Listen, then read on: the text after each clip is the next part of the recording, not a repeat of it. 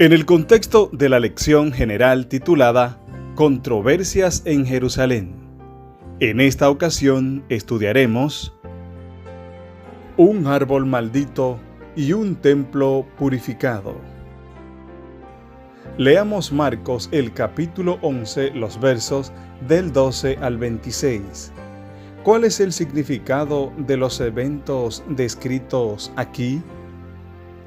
Marcos capítulo 11, versos del 12 al 26 dice: Al día siguiente, cuando salieron de Betania, tuvo hambre, y viendo de lejos una higuera que tenía hojas, fue a ver si tal vez hallaba en ella algo. Pero cuando llegó a ella, nada halló sino hojas, pues no era tiempo de higos. Entonces Jesús dijo a la higuera: Nunca jamás coma nadie fruto de ti. Y lo oyeron sus discípulos. Vinieron pues a Jerusalén, y entrando Jesús en el templo, comenzó a echar fuera a los que vendían y compraban en el templo, y volcó las mesas de los cambistas y las sillas de los que vendían palomas. Y no consentía que nadie atravesase el templo llevando utensilio alguno. Y les enseñaba diciendo: ¿No está escrito, mi casa será llamada casa de oración para todas las naciones? Mas vosotros la habéis hecho cueva de ladrones. Y lo oyeron los escribas y los principales sacerdotes, y buscaban cómo matarle, porque le tenían miedo, por cuanto todo el pueblo estaba admirado de su doctrina. Pero al llegar la noche, Jesús salió de la ciudad. Y pasando por la mañana, vieron que la higuera se había secado desde las raíces. Entonces Pedro, acordándose, le dijo: Maestro, mira, la higuera que maldijiste se ha secado. Respondiendo Jesús les dijo: Tened fe en Dios, porque de cierto os digo que cualquiera que dijere a este monte: Quítate y échate en el mar, y no dudare en su corazón, si no creyere que será hecho lo que dice, lo que diga le será hecho.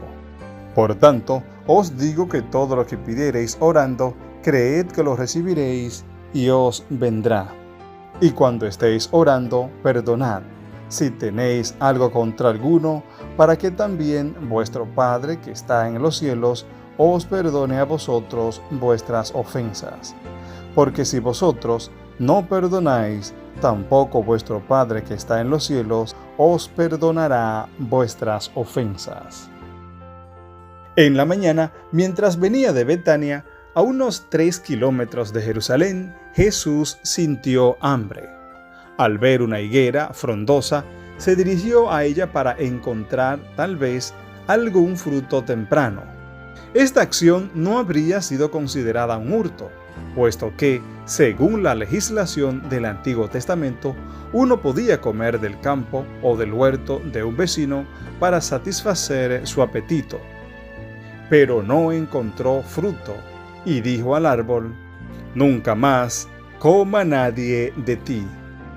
Aquello era una acción atípica y extraña de parte de Jesús, pero lo que acontece inmediatamente es más impactante aún. Lo que sucede luego tuvo lugar probablemente en el atrio de los gentiles, donde tenía lugar la venta de animales para los sacrificios, una novedad implementada poco antes de Caifás. Jesús expulsa a los vendedores para restaurar el culto reverente.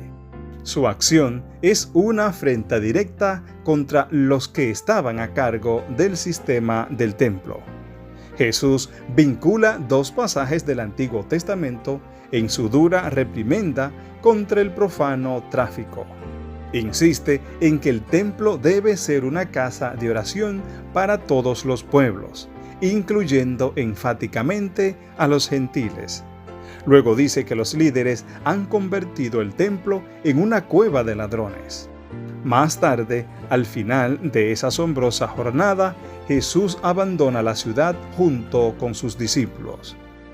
A la mañana siguiente, al ir nuevamente a la ciudad, los discípulos se asombran al ver la higuera marchita de raíz. Jesús imparte una lección acerca de la oración y el perdón como parte de la explicación acerca de lo ocurrido. ¿Qué significa todo esto? Estos dos relatos constituyen la cuarta historia sándwich del Evangelio de Marcos. En las historias de este tipo se emplea la ironía que se dramatiza mediante personajes paralelos que realizan acciones opuestas o mediante personajes opuestos que realizan acciones paralelas. En esta historia, la higuera y el templo están en paralelo. Jesús maldice la higuera, pero purifica el templo, dos acciones opuestas. Pero la ironía consiste en que los dirigentes religiosos se complotarán ahora para matar a Jesús, y esta acción significará el fin de los servicios del templo, los cuales hallaron su cumplimiento en Jesús. Para finalizar, ¿qué cosas de tu vida necesitan ser limpiadas por Jesús? ¿Cómo ocurre esto? Dios te bendiga.